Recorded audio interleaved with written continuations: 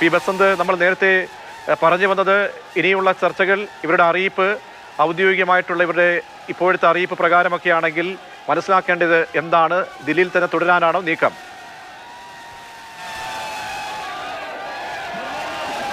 സമരം തുടരും എന്നുള്ളൊരു സൂചനയൊന്നുമില്ല. അവർ പറയുന്നത് ഇതാണ്, പ്രധാനമായും ഈ ഞങ്ങളുടെ ആവശ്യങ്ങൾ ഇനി 3 എണ്ണം കൂടി ബാക്കിയുണ്ട് എന്നുള്ളത് മാത്രമേ ഉള്ളൂ. സമരം തുടരുന്നത് സംബന്ധിച്ചിട്ടുള്ള കാര്യങ്ങളൊന്നും വന്നിട്ടില്ല. പ്രധാനപ്പെട്ട ആവശ്യം എന്നുള്ളത് ധർമ്മേന്ദ്ര പ്രധാൻ്റെ രാജി തന്നെയാണ്. പിന്നെ മരിച്ച എല്ലാവർക്കും 1 കോടി രൂപ നൽകുക തുടങ്ങിയ കാര്യങ്ങളിലൊക്കെ അനുകൂല നിലപാട് സ്വീകരിക്കാം എന്ന് മാത്രമാണ് ഇന്നലെ മന്ത്രിമാർ പറഞ്ഞത്. അതിൽ സർക്കാർ ചിലപ്പോൾ എന്തെങ്കിലും പ്രതികരണം നൽകുമായിരിക്കും, എന്തെങ്കിലും തരത്തിലുള്ള സഹായങ്ങൾ നൽകാൻ കഴിയുമോ എന്നുള്ള കാര്യങ്ങൾ.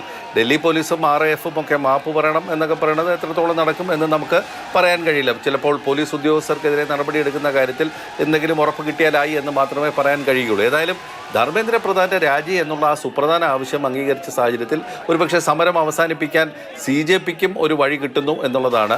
പ്രതിപക്ഷവും ധർമ്മേന്ദ്ര പ്രധാൻ്റെ രാജി മാത്രമാണ് ആവശ്യപ്പെട്ടിരുന്നത്.